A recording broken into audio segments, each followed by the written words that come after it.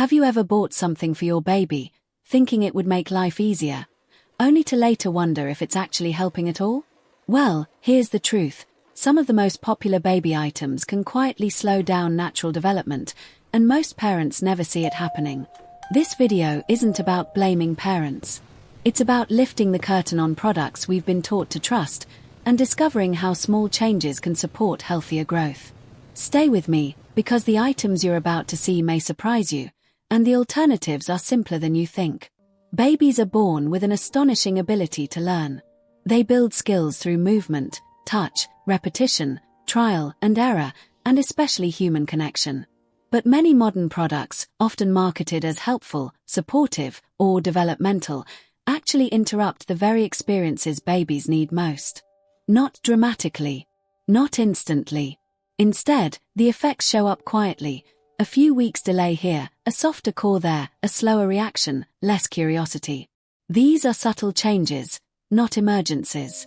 But over time, they add up. Today, we'll explore 7 everyday items families often rely on, and how we can use healthier, more developmentally supportive alternatives instead. 1. Gadgets that give babies artificial mobility. Let's start with devices designed to help babies move, even when their bodies aren't ready. These items let babies glide, bounce, or scoot before they've built the muscles and balance needed for real movement. And while it looks adorable to see a baby zoom around the room, the long-term effects matter. Why it's a problem? When babies skip the early steps, wobbling, shifting weight, pulling themselves up, falling and trying again, they miss the chance to build deep core strength. They also miss critical brain pathways that come from coordinating balance and movement. These devices also teach a kind of false motion pattern. Babies learn to push with the wrong muscles or rely on momentum instead of balance. And then there's safety. Providing mobility before judgment means babies can reach dangerous areas long before they're developmentally ready to navigate them. A healthier option. Let your baby explore the floor. Place toys slightly out of reach. Offer your hands for early standing practice. And once they're pulling up naturally, introduce a stable push-style support that requires effort, not passive movement. Trust me, the slower process builds stronger, safer walkers. 2. Chairs that hold babies upright prematurely. Next, let's look at mold seats designed to sit babies upright before they can sit independently. These products are everywhere. Bright colors, soft foam, cute shapes, and they make babies look advanced. But here's the thing. Sitting is not just a position. It's a skill. Babies learn to sit from the inside out. It starts with pushing up during tummy time, shifting weight, rotating the trunk, and eventually balancing themselves.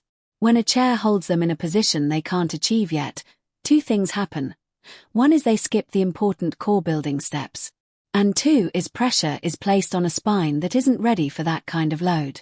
Imagine being put in a workout pose you've never trained for, and being asked to hold it without support. That's what it feels like for a baby. A healthier option. Prioritize tummy-down play. Support them in a semi-reclined side-sitting posture they can control. Celebrate the wobble, it's part of the process. When babies earn sitting on their own, they're stronger, safer, and more coordinated. 3. Infant visual media. Screens for babies under 2 are more common than ever. Tablets, phones, educational videos, baby TV channels. They promise to teach letters, colors, numbers, and even boost development. But here's the uncomfortable truth. Babies don't learn from screens. They learn from people. Research consistently shows that early exposure to screens affects language development, social engagement, attention span, and emotional regulation. Fast-moving images hijack attention. Bright colors overstimulate the senses. And because the screen can't respond to your baby's sounds or gestures, the most powerful learning ingredient, back-and-forth interaction, is missing. A baby who hears you narrate your morning routine absorbs more meaningful language than hours of video. A healthier option. Talk to your baby while preparing meals. Describe what you're doing during diaper changes. Encourage babbling back and forth. Provide simple objects for real-world exploration. Your voice and your presence are far more educational than any animated character. 4. Electronic toys that take over the playing. Now let's talk about toys that blink, sing, talk, and spin. They're exciting, yes, but that excitement comes at a cost. These toys entertain for the child. They perform. They flash. They tell the child what to do next. But the foundation of real play is curiosity, not passive watching. Why these toys can be harmful: they overpower the senses. They reduce imagination and creativity. They limit problem-solving opportunities. They make simple play feel boring by comparison. Babies become spectators instead of creators. A healthier option: simple objects, blocks, containers, wooden spoons, stacking cups. These encourage babies to experiment. What happens if I drop this? What if I shake this? How do these fit together? Simple toys build complex thinkers. 5. Soft sleep accessories and positioning aids. Many parents buy cushiony sleeping pods, foam nests, or positioners because they look cozy and supportive. But these products go directly against safety recommendations. Why they're risky: babies sink into soft surfaces. Airflow can be restricted. Movement during sleep is limited.